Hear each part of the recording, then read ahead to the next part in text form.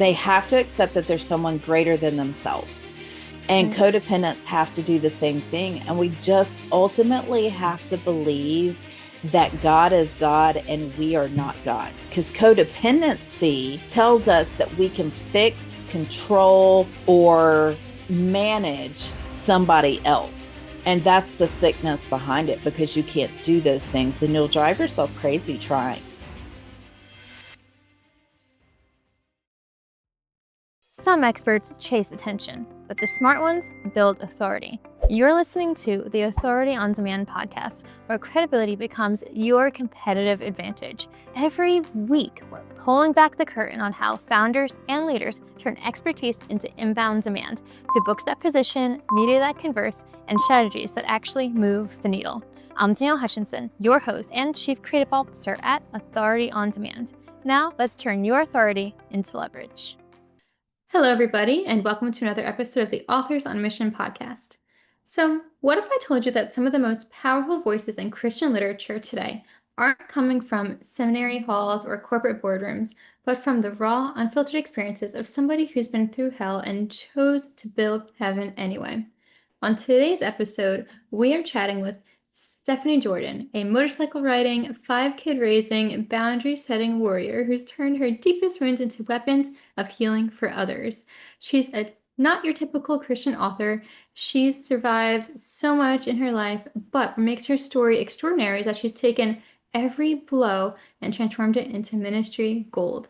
So we're going to be chatting a bunch about all of her different books, including Believing in Boundaries, The Death Tsunami, and her newest book, The Narcissistic Bride of Christ. So buckle up, because it's going to be an amazing conversation. Stephanie, welcome to our show. Thank you. So glad to be here. Thanks for having me. Hey, real quick before we jump back in, if you're loving what we're doing here, hit that subscribe button and drop us a like. We're bringing you the best authors, the most real conversations, and all the writing wisdom that you didn't know you needed. So stick around, because it only gets better from here. All right, now let's get back to the conversation. Of course. I'm very excited. I think this is going to be a very insightful conversation, because you've been through a bunch, but you translated it into some pieces of work that I think are helping so many people out there today. And as an author's podcast, we can always learn about the process of doing that too. So a lot of content to cover. I guess I have to begin by asking about Believing in Boundaries. I'm wondering if you could give us a slight overview for the audience today, and also talking about, I guess, the main point of it. I mean, it's about something Christians don't think about, God having boundaries.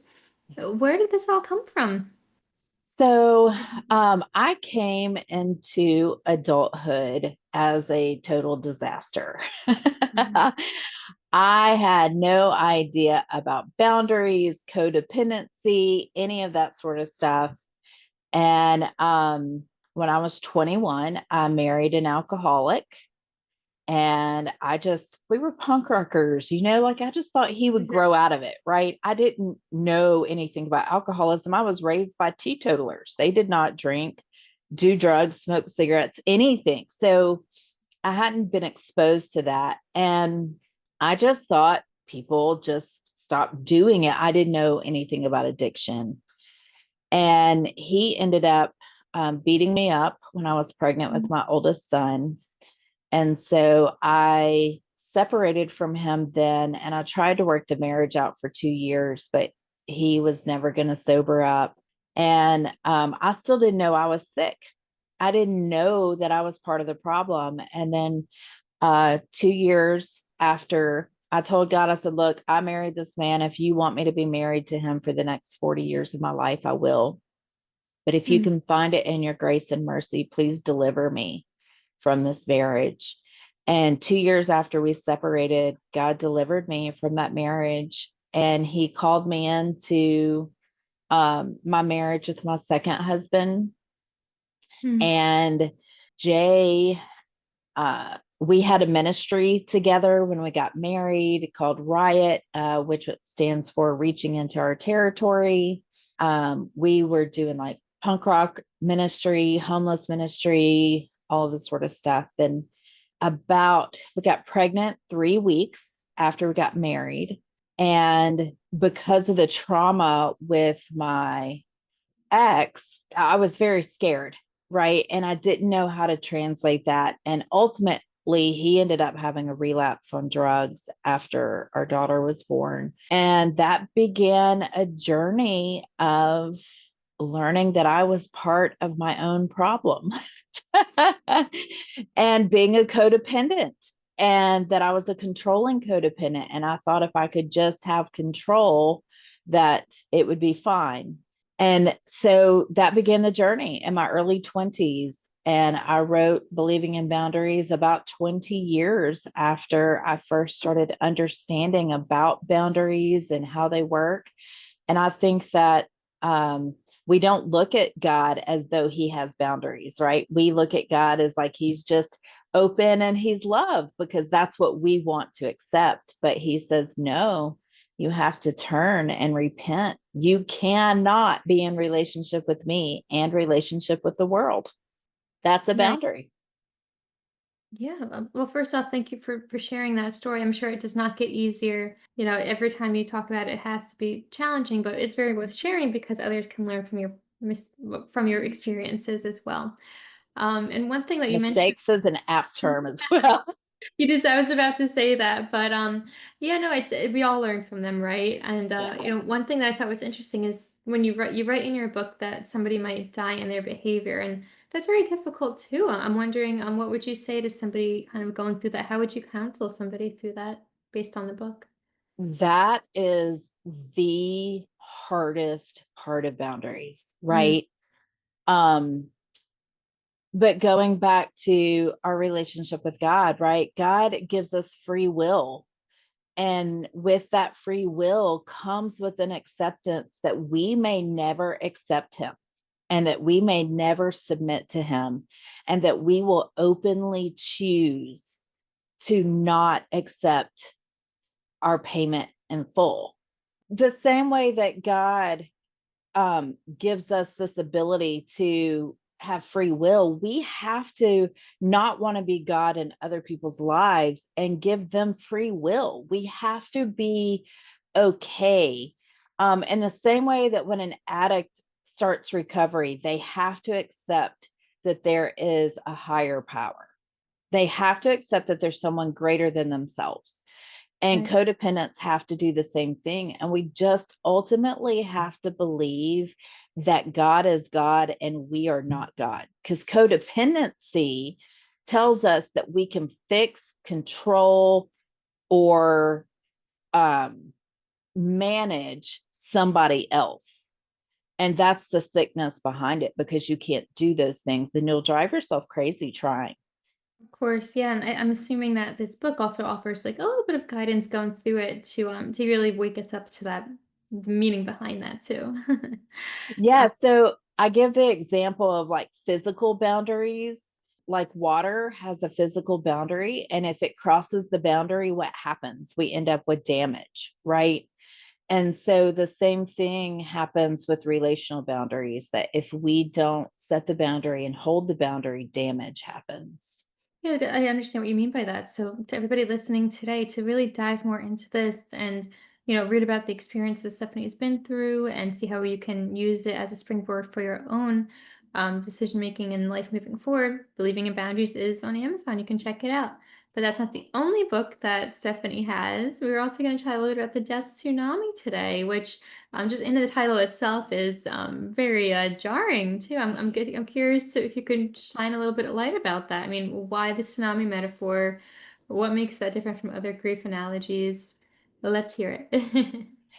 So this is my hardest book to promote because I still cry about it. So the Death Tsunami is about my journey into widowhood with 5 children.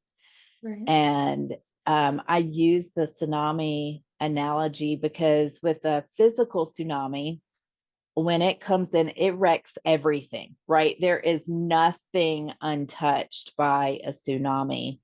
And it's the same way in the spirit when death comes in. When death touches your life to that degree, nothing is untouched. Mentally, emotionally, physically, spiritually, everything is wrecked. And so that's why I use the that's why I call it the death tsunami. Right, and I understand completely what you mean by that. It's, it ripples through all aspects of life when you go through it. So I understand what you mean by that. And you also describe a shadow of death, kind of a complete darkness where you can see a pinprick of light. What would you recommend to others in holding on to that light when everything seems to be gone? So that is one of the biggest things I try and tell people. Like, in the Bible, it says that when Jesus died on the cross, that darkness hovered for 3 hours. Mm. And there is a darkness, a spiritual darkness that comes over you when you've experienced a death, especially a close death, a child, a husband, wife, parent, all of those really close, could be even your best friend that you're dependent on in some way, just really close deaths. But God is still there because he conquered death, right? And so death cannot completely consume us. And so when you've experienced that death, if you will find that pinprick of light, that one little place that light is, and lock your eyes on it, God will lead you through that darkness back into the light. But I think a lot of people get lost in the darkness because it's so dark and they don't know that there's a way out. But God is there. It's just, he just seems really small. Right. No, definitely. I see what you mean by that. And that book also touches upon a couple other things here as well. You got a lot of signs from God, you mentioned, especially about marrying Jay, and it's one from Salt and Pepper on Christian TV. I'm wondering if you could tell us a little bit about that. So I had prayed against Jay. I was like, God, I will marry anybody on the planet but Jay Jordan. He is a mess. Hmm. And I God told me my new name would be Jordan. And so I was like, okay, you got to give me 3 signs. And so I was like, I need a sign from somebody I know, a sign from something totally random that just seems off the wall, and then a sign from your word. And he gave me all three. So the first one came from my mom. She too, okay, so my mom and I became widows at the exact same age, by the way. We were both 37 years old. When my dad died, I was 4, she was 37. And then, of course, when my husband died, I was 37. I'm sorry. And so God had called her into her marriage. And so we had lunch one day and she was sharing, we were talking about that. And that was the sign from somebody I knew. And Hmm. then one day I was just watching, I don't even remember what show it was on. I guess it was like the Christian Network television or something. And I might have even just been flipping, but I loved Salt and Pepper growing up. And Peppa was on there and she was like, if you come from a broken marriage, God can redeem you. And and that moment that she said that, I was like, that was for me. That was for me. God is redeeming what I went through with my first. See, God had told me not to marry my first husband. I just didn't at that point know that God talked to me. Like, I didn't know that's what that was, right? And so I just didn't listen. And so marrying my first husband was not what I was supposed to do to start with, but I felt tainted. I felt tarnished. I come from a Southern Baptist background. Divorce wasn't an option. And I felt like I had gotten into that space of not being redeemable, really. And God showed me so much grace and so much mercy in that space, and that He does redeem broken marriages. And that was my second sign. And then the third one was out of Second Kings, where I always have a hard time remembering his name, but he was a king or higher up, and he was covered in leprosy. Naaman. I think it was Okay. Naaman. and he was covered in leprosy, and he went to Elijah, and Elijah told him to wash in the Jordan 7 times and he would be renewed like a young boy. And he told his servant, I'm not going in the Jordan. Like, have you seen that river? It's gross. Like, there are 7 other rivers around here that I would be willing to do this in, but I'm not going in the Jordan River. And his servant was basically like, what do you have to lose? Go for it. And so he dipped into the Jordan River 7 times and was renewed like a young boy. And that was the third and final confirmation for me. And I told Jay on a Sunday, and we got married on Wednesday. Hey, that's really beautiful and a little bit funny how it all came into play like that. It's everything you asked for in the signs came into being. So that's incredible. It was incredible. Yeah, so all amazing stuff. But now that we've talked about a couple of your other books, I think it is time for us to turn to the main event here, the Narcissistic Bride of Christ. Do you happen to have a copy with you by any chance, by the way? I sure did set it over Awesome. here. There it is. Okay, everyone will take a look. It is a very beautiful image. I'm wondering, did you have a say in the design work? Yes, I did. I am a part of an author group on Facebook, and we were playing around with a bunch of images, and I had like bridal images, and one was like a bride looking into a mirror, and the mirror was shattered. And she was like, why don't you do a church that has a reflection that's shattered? And I was like, oh, that's brilliant. And so I sent back to my cover designers. I was like, let's try this. Because the problem is with using the bridal image, it almost made it look like a story. And it's not a story. There's a story in it, but it's not Mhm. like a fiction story, right? And so I sent this back, and as soon as they sent it to me, I was like, this is nail on the head. I love the cover. Yeah, no, it is a really beautiful cover, and it gives a great overview of what you could expect of the book without giving it away too much, and just kind of drawing your eye to it a bit. So, that being said, the book itself does tackle narcissism in the church, pretty bold. So, what prompted the topic? What inspired you on this? So I was in a 6-year long relationship with somebody that I 100% believe was a covert narcissist. And it was really kind of crazy how I figured it out. I had a salon company, and I was actually researching about one of my staff members that was like doing all this crazy behavior. And I had Googled narcissism, like, how do you handle a narcissistic employee? And I'm reading through the traits, and I look over at him to my right, and I Googled nice narcissist. And lo and behold, covert narcissist pops up. And like the moment I started reading about it, I was like, oh my gosh, oh my gosh. Like, I felt like I was reading what was happening to me. Like, I was reading what my experience was.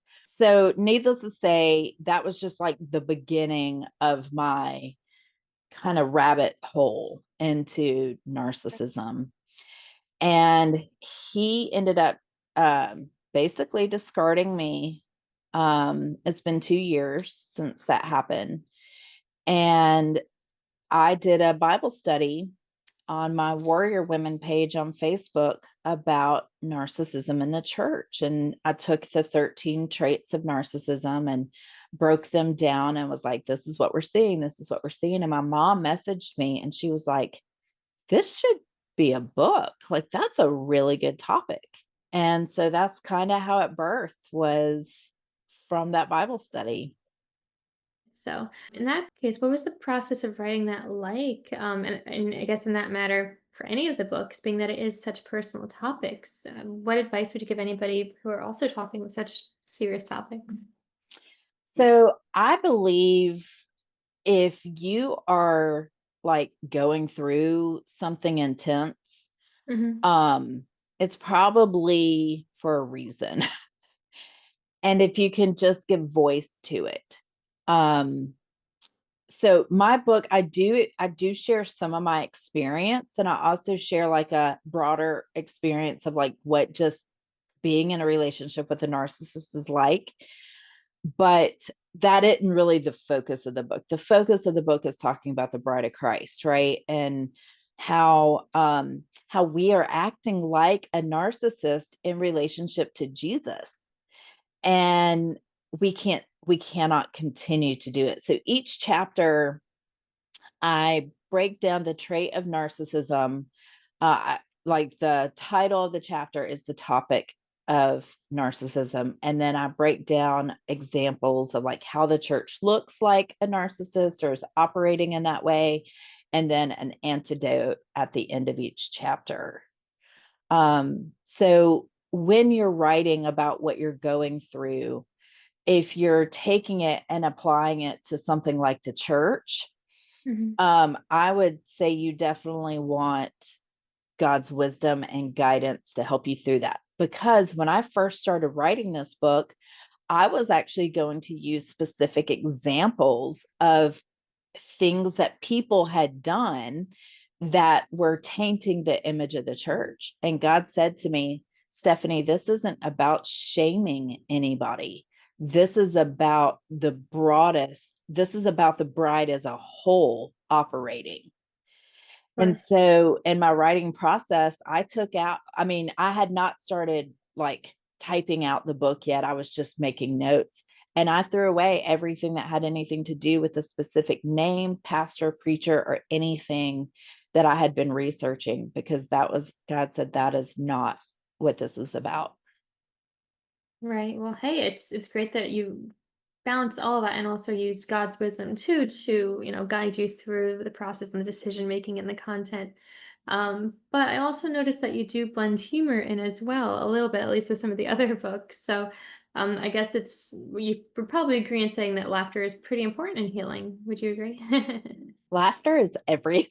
For sure. um, Go ahead. yeah, I hope that um, I can always give a space for joy and pain and sorrow, because God promises us beauty for ashes and joy of gladness and mourning, or for mourning. And so I believe there's a space for both.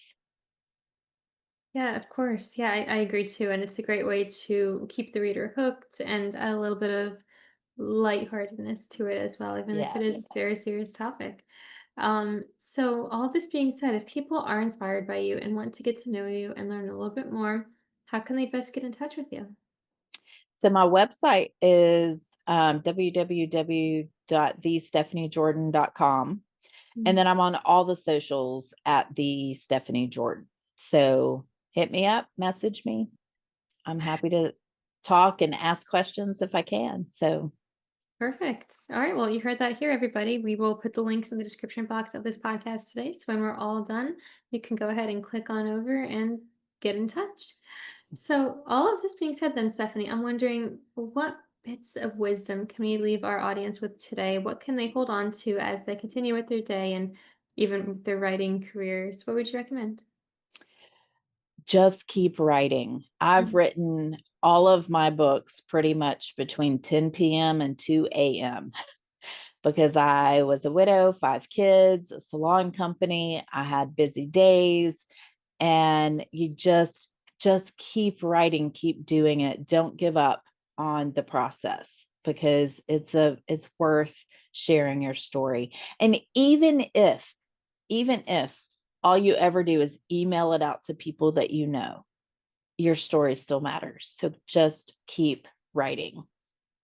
Of course, I love that. And you're completely right. And sometimes, even in a busy life, you need to make the time for it, even if it's at all hours of the night, whatever you're able to do. So, thank you. That's very inspiring. And thank you so much for coming on. You're very fun to talk to, and you have some incredible stories to tell. So, thank you so much. I appreciate it. Thank you for having me. I've enjoyed hanging out and talking with you. Of course, of course. And again, listeners, if you are interested in Stephanie's books, you can check out Believing in Boundaries and the Death Tsunami, Narcissistic Bride of Christ. And I believe you have many others out there as well that people can look up to if they head to the website. So go ahead and do it. Check it out. In addition, Crossover Jordan Publishing as well. Is that correct, Stephanie? That's my publishing company. Of course. Yes. So yeah, you check that out and be in the know.